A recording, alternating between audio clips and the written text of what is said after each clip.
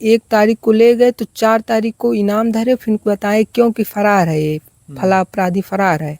और जी मंगेश यादव का इनकाउंटर सुनते हैं तो हमारे घर में पापा के अलावा और कोई है नहीं। पापा भी हमारे अकेले, हम भी अकेले हैं और पापा ही हमारे लिए सब कुछ हैं।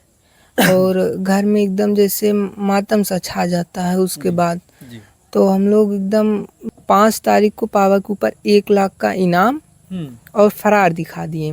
रायबरेली से इनको पकड़ा गया है तो सोने चांदी और कैश के साथ तो एक बोलेरो गाड़ी हो सकता है। जब पुलिस फर्जी मुकदमा लगा सकती है तो फर्जी इनकाउंटर करने में पुलिस को कितना समय लगेगा। आज तक पुलिस ने कभी सही इनकाउंटर कर ही नहीं पाया है। और अगर वो दोस्तों नमस्कार, इस हमारी मौजूदगी आजमगढ़ ज़िले में है। जैसा कि ये खबर बहुत तेज़ी से वायरल चल रही है कि जो मंगेश यादव का इनकाउंटर हो जाता है किसी चोरी के मामले में, जो कि सुल्तानपुर ज़िले में होता है। तो यहाँ पर जहाँ पर हम लोग आए हैं, इसमें जो है अरविंद यादव जी के घर पर आए हैं, इनको भी पुलिस जो है घर से उठा करके ले जाती है। तो ऐसे में पूरा परिवार दहशत में है। आइए हम पूरी घटना को जानने का प्रयास करते हैं कि आखिर इसमें कैसे क्या कारण है। बाबू का नाम है? हमारा नाम अनुराग यादव है। पिताजी का नाम? हमारे पापा का नाम अरविंद यादव है। अच्छा, अरविंद यादव जी।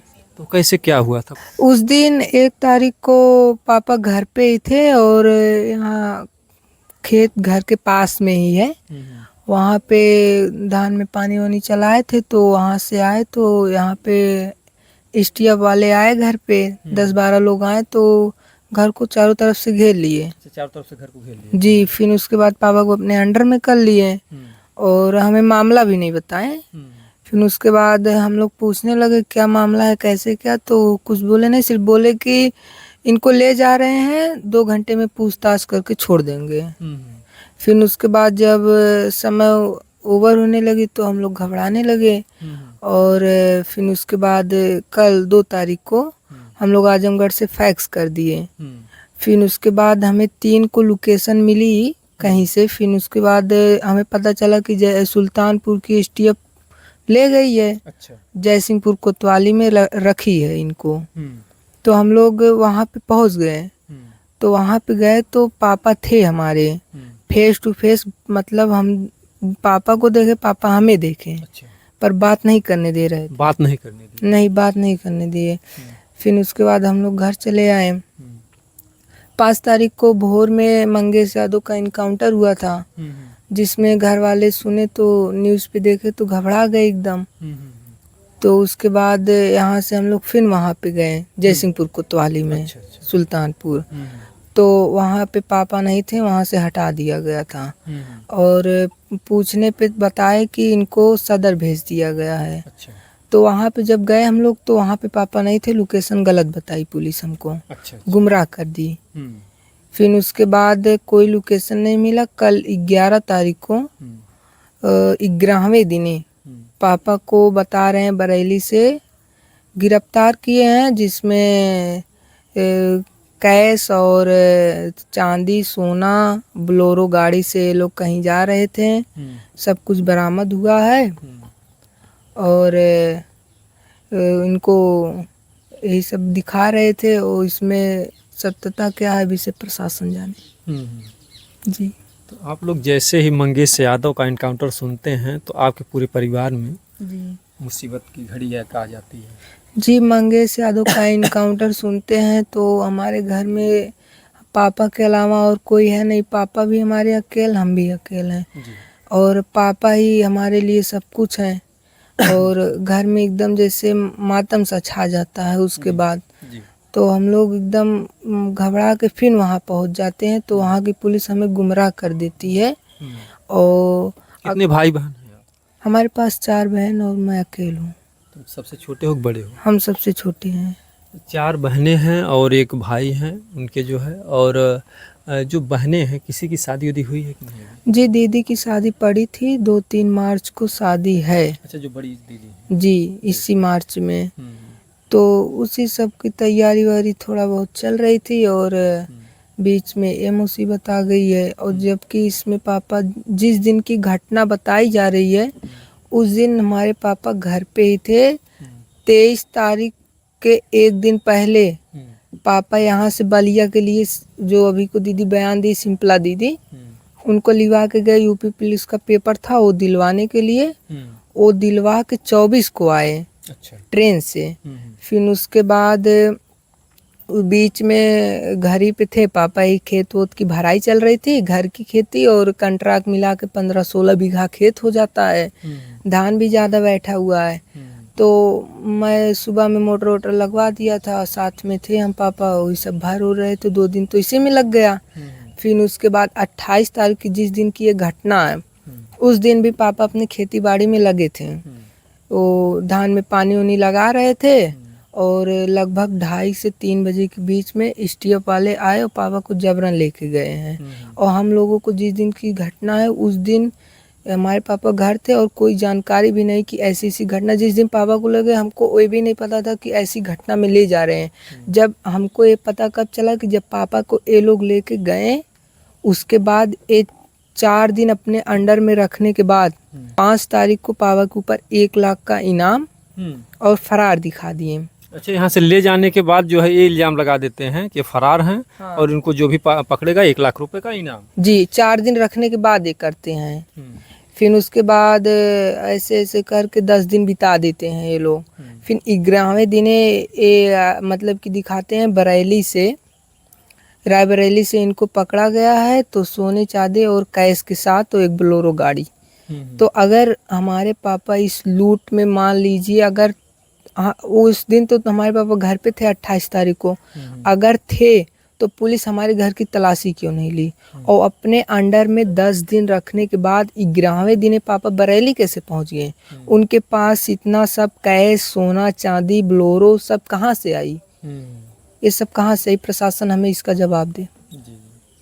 तो आपको लग रहा कि मतलब साजिश के तहत जो है आपके पापा के साथ भी वही हो सकता है जो मंगेश यादव के साथ हुआ? जी, इसमें बिल्कुल वही हो रहा है, क्योंकि इसमें जो दोषी अपराधी है उस पे तो कुछ नहीं हो रहा है ज़्यादा, जो निर्दोष है उनको ज़्यादा फंसाया जा रहा है।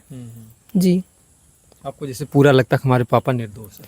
जी, हमको पूरा भरोसा। हम जिस मतलब पापा अगर मार्केट जाते थे तो भी हम लोग साथ जाते थे। अगर पापा के ऊपर पहले भी मुकदमा था और हम बहुत छोटे थे तभी पापा के ऊपर मुकदमा लग गया था। और आजमगढ़ जेल में पापा एक बार बंद थे तो उनके ऊपर मुकदमा लगा दिया गया था, जेल में रहने के बावजूद भी किसी घटना में फंसा दिया गया। तो भी हम लोग साथ में ही जाते थे। और पापा अब कहीं भी नहीं जाते थे, अगर मार्केट तारीख कहीं भी जाते थे तो हम लोग साथ ही जाते थे, और जाते थे तो दिन भर में ही वापस हो जाते थे, क्योंकि हमारे पास इतनी खेती है, गोरू है, ट्रैक्टर भी उन्हीं चलाते थे। ये अभी 1 साल पहले पापा नया ट्रैक्टर लिए हैं, इसको भाड़ा पे चलाते थे। तो पापा हमारा अपराध कहाँ से करेंगे? आप ही बताइए। इसमें पुलिस फर्जी फंसा रही है, और अगर ये सोच रही है कि इस तरह यूपी को अपराध मुक्त कर दे तो ये यूपी अपराध युक्त हो सकता है, इसे मुक्त नहीं करा पाएगी। अगर दोषी को छोड़ के और निर्दोषी को फंसाया जाएगा तो व्यक्ति क्या करेगा? आप ही हमें बताइए, और प्रशासन हमें जवाब दे, योगी जी हमें जवाब दें। आपको क्या ऐसा लग रहा है कि जातिवाद देख करके जो है ऐसा कुछ हो रहा है? ऐसी कुछ बात? जी, यूपी में जातिवाद जब से योगी सरकार आई है तब से लगातार चल रहा है। जी। अगर देखा जाए तो एक तरफ मोदी जी का नारा है कि सबका साथ सबका विकास, बहरहाल जातिवाद तो देश के लिए मैं तो कहूँगा कि कैंसर की बीमारी है। जातिवाद तो किसी के भी साथ नहीं होना चाहिए, चाहे वो यादव हो, चाहे पंडित हो, चमार हो, मौर्य हो, कोई भी हो। और रही बात जो है, हमें नहीं कहते हैं, हमारे चैनल का एक ही मतलब होता है दिखाने का कि कोई भी अगर दोषी है तो बचने ना पाए, अगर कोई निर्दोष है तो फंसने ना पाए। लेकिन रही बात सवाल जो मंगेश यादव का है, तो कहीं न कहीं से पूरे देश को झकझोर करके रख दिया है कि अगर उन्होंने जिस दिन पापा को एक घर से लेके गए, हमारे गांव में किसी से आप पूछ लीजिएगा, उस दिन हमारे पापा घर पे थे, हर एक व्यक्ति बताएगा। और 28 तारीख को हमारे पापा तो घटना में थे नहीं। अगर पुलिस कह रही है घटना में है, हमारे घर पे सीसीटीवी कैमरा लगा नहीं है, तो इससे हम तो सबूत देने में थोड़ा कमजोर पड़ जा रहे हैं। और अगर पुलिस कह रही है कि इस घटना में हमारे पापा थे, तो एक बार मान लीजिए थे, अगर थे तो 1 तारीख को हमारे पापा घर पे जब थे, पूरा गांव बताएगा, तो वो घर की तलाशी क्यों नहीं लिए? घर की तलाशी क्यों नहीं लिए, और उसके बाद 1 तारीख को ले गए तो 4 तारीख को इनाम धरे, फिर बताए क्यों कि फरार है, ये फला अपराधी फरार है। और 1 तारीख को ले गए तो 4 तारीख को इनाम धरे, फिर बताए क्यों कि फरार है, ये फला अपराधी फरार है। और 11वें दिन 11 तारीख को ये बताएं कि इनको रायबरेली से पकड़ा गया है। चांदी, सोना, कैश, बोलेरो गाड़ी, ये सब कहाँ से वहाँ कैसे पहुँच गए? पुलिस के अंडर में रहने के बाद पापा बरेली कैसे रायबरेली पहुँच गए? इसमें क्या आपको संदेह लगता है कि जैसे देखिए पुलिस है, प्रशासन है, वो तो अलानाहा किसी को पकड़ती नहीं, क्या आपको किसी व्यक्ति पर ऐसा लगता है जो आपके विकास को नहीं देख सकता हो या आपको फंसाना चाह रहा हो, क्या ऐसा कुछ लग रहा है?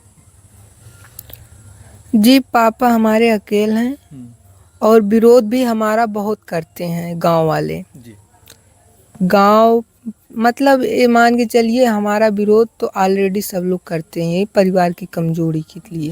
परिवार कमजोर है लेकिन आप लोग विकास कर रहे हैं। जी, अपने मेहनत के दम पे हम लोग आगे बढ़ने की कोशिश कर रहे हैं। जी। तो पापा से जो है जब जा रहे थे तो उस समय कुछ बात हुई थी आपके पापा से? पापा से ये लोग बात ही नहीं करने दिए, घर पे भी नहीं, जब यहाँ घर से स्टेप वाले ले जाते हैं बता रहे हैं, घर पे भी बात नहीं करने दिए।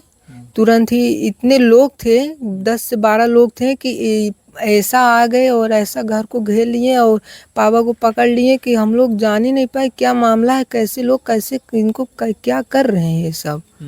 ऐसी करी है पुलिस, और ना घर पे बात करने दिए, ना वहाँ जयसिंहपुर कोतवाली में बात करने दिए। पढ़ाई कर रहे होगा? जी, 9th क्लास है हमारा। जी। तभी उम्र ज़्यादा से ज़्यादा 15 साल हो गया। जी। ये 15 साल के हैं, अगर देखा जाए तो नाबालिग हैं। और ऐसे में जब से पापा घर पर गए हैं तो घर परिवार कैसे चल रहा, क्या? अब पापा ही हमारे लिए सब कुछ थे। अब जानते हैं घर का गार्जियन जब चला जाता है तो आर्थिक और मानसिक दिक्कत तो बहुत ही आती है। तो अब हम लोग क्या बताएं, और कुछ कहने लायक मतलब कि डर लग रहा है कि मंगेश यादव की तरह हमारे पापा के साथ हो सकता है। जब पुलिस फर्जी मुकदमा लगा सकती है तो फर्जी इनकाउंटर करने में पुलिस को कितना समय लगेगा? आज तक पुलिस ने कभी सही इनकाउंटर कर ही नहीं पाया है। और अगर वो एक बात तो हमने तो ना मंगेश को हम जानते थे, ना मंगेश के घर पे हम गए हैं। जो न्यूज़ वाले बता रहे हैं उसी बात को हम भी आपसे बता रहे हैं। अच्छा, जो मंगेश यादव थे, क्या उनके यहाँ आपका कोई रिश्ता उस्ता भी था, ऐसा कुछ था संबंध? मंगेश यादव को तो हम लोग इसी इनकाउंटर से जान रहे हैं कि कोई मंगेश यादव था। इसके पहले तो ना हम जानते थे ना कोई संबंध था। तो उसमें जो बताया जा रहा है, उनके घर वाले जो बता रहे हैं कि 2 दिन पहले लेके गए और उसके बाद चप्पल में इनकाउंटर करने पहुंच गए थे। DK शाही कैसे चप्पल में इनकाउंटर कर दिए? ऐसा चप्पल पहनने पे सही से वो पशुओं के पीछे दौड़ ही नहीं पाते हैं, तो वो तो फैंसी चप्पल था, उसे पहन के अपराधी के पीछे कैसे दौड़ गए? मतलब पूरा मतलब आप लोगों में दहशत बन गई है कि ऐसा पुलिस वाले कर सकते? पुलिस वाले अगर मौका पा जाएं तो गलत करने में बाज नहीं आएंगे। और ये पुलिस कभी सही अपराधी या सही चीज़ को कभी पकड़ ही नहीं पाई है, क्योंकि पुलिस को अपनी वाहवाही दिखाने के लिए जो निर्दोष रहते हैं, जिनकी कोई गलती नहीं रहती है, उन्हीं को फंसा देती है ताकि हमारी जनता में वाहवाही हो और हमारा प्रमोशन हो। तो ऐसे में हम क्या बताएं? आप क्या मांग है सरकार से आपकी? अब सरकार से हम यही कहना चाहेंगे कि इसमें जो दोषी हैं उनको कड़ी से कड़ी सज़ा दी जाए और निर्दोषियों को छोड़ दिया जाए, और मामला की फिंसी एक बार अच्छे से जांच कर लीजिए। जी, जांच कर लीजिए। बता दें कि जो है इनके पास 4 बहनें हैं और ये नाबालिग अवस्था में हैं। इनका यही कहना है कि फिर से जांच हो, और कभी कभी जल्दबाजी के फैसले में कभी कभी नुकसान भी हो जाता है।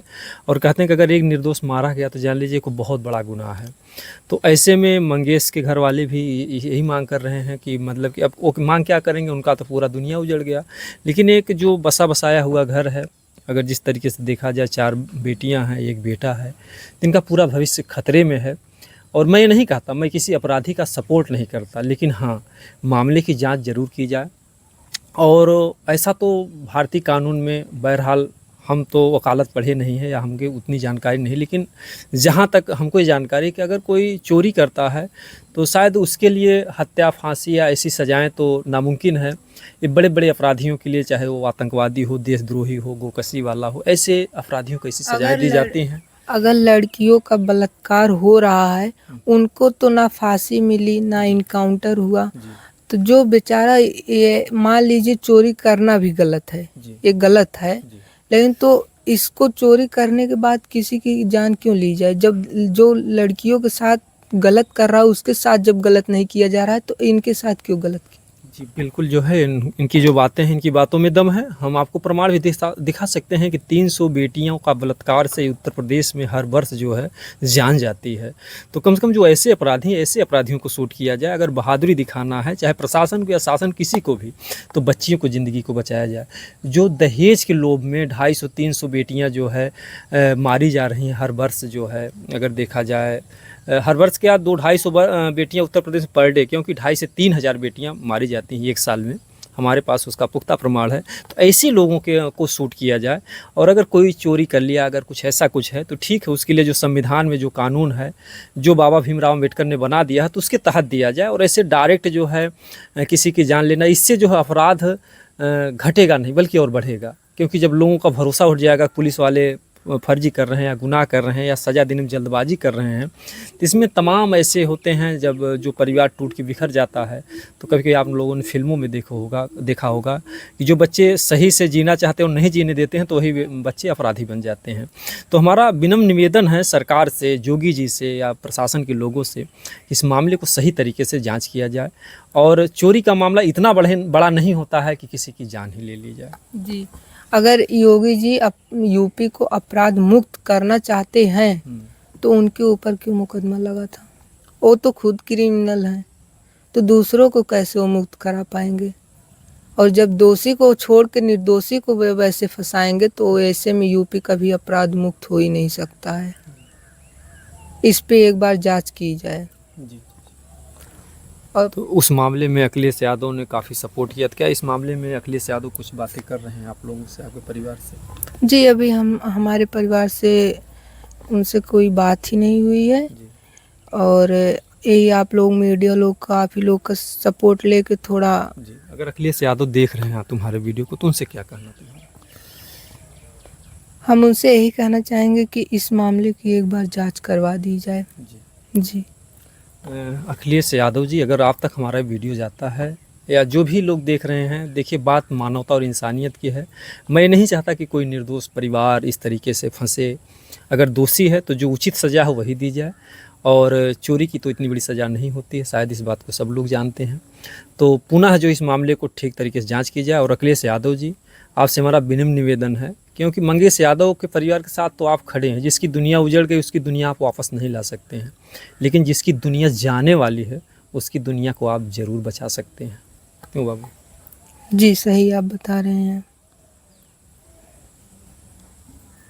घर परिवार में माँ बहनें सब रोती होंगी।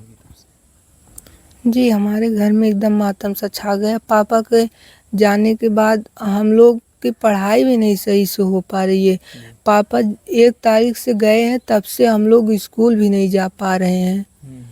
और खाना की क्या बात करें, कुछ भी अच्छा नहीं लगता है। अब एक आप ही जानते होंगे कि एक घर में एक गार्जियन अगर हो, घर से वो चला जाए, तो घर की क्या हालात होती है। अब पापा ही हमारे लिए सब कुछ थे, उनको जब झूठी पुलिस फंसा रही है या प्रताड़ित कर रही, तो हम लोग कैसे सुखी रहें? क्या सपना था पापा का? क्या सपना था? जब रहते थे तो क्या कहते थे? बाबू पढ़ लिख कर वैसा बनना है। पापा हमारे जब भी घर पे थे, हमसे हमेशा यही कहते थे कि कभी गलत मत करना और गलत का साथ मत पकड़ना। और ये बात को भी पापा कहते थे कि हमारे ऊपर सही या गलत जो कालिक लगी है, इसको तुम मत अपनाना। जी। कहीं कहीं से आंखें जो है भर आई हैं। अब पिता, कहीं कहीं जो पिता होता है एक पेड़ की छाया की तरह होता है। जैसे लोग पेड़ की छाया में बैठते हैं, उससे पुत्र का जो जीवन होता है पिता की छाँव में रहता है। तो ये भी नाबालिग अभी बच्चे हैं, 15 साल के हैं। तो कहीं कहीं से सरकार से, जोगी जी से या प्रशासन लोगों से हमारा विनम्र निवेदन एक बार फिर है। और यहाँ के जो भी नेता हैं, विधायक हैं, सांसद हैं, उन लोगों से हमारा विनम्र निवेदन है कि ये परिवार ये नहीं कहता है कि अपराधी को सजा न दे। परिवार यही कहता है कि अच्छे तरीके से जांच हो। तो हम भी अपने चैनल के माध्यम से यही मांग करते हैं कि अच्छे तरीके से जांच हो। और जांच के बाद जिस तरीके का गुनाह हो, अगर निर्दोष हैं तो उनको जल्द से जल्द छोड़ दिया जाए। इनके परिवार में किस तरीके से लोग खाना नहीं खा पा रहे हैं। बता दें कि वही घर के मुखिया हैं, 4-4 बहनें हैं, भाई रोता है, माँ रोता है, तो ऐसे में घर में लोग बीमार हो जाएंगे। तो ऐसे में जल्द से जल्द जो है प्रशासन देरी ना करे, क्योंकि कभी कभी कोई फैसला अगर बहुत लेट में भी होता है तो भी जो है समस्याएं होती हैं। तो ऐसे में जल्द से जल्द जांच हो और जिस तरीके का गुनाह निकलता है, अगर कहीं इनका खिलाफ सबूत मिलता है, उस हिसाब से सज़ा दी जाए। और बाकी जो है हदस तो है किसी भी घर परिवार के, इस तरीके से जब मंगेश यादव का इनकाउंटर होता है तो पूरा परिवार सदमे में हो जाता है, पूरे परिवार को दुख है। तो ऐसे में हमारा विनम्र निवेदन पुनः एक बार है कि यहाँ के जो भी नेता हैं, विधायक हैं, सांसद हैं, मुख्यमंत्री जी हैं, सबसे निवेदन है कि इसकी अच्छे तरीके से जांच हो, किसी भी व्यक्ति के साथ जो है नाइंसाफ़ी ना हो। और जो भी लोग इस वीडियो को देख रहे हैं उनको अगर लगता है कि हमारा वीडियो समाज हितैषी है, देश हितैषी है, तो इस वीडियो को ज़्यादा से ज़्यादा शेयर करें। दोस्तों, जय हिंद, जय भारत।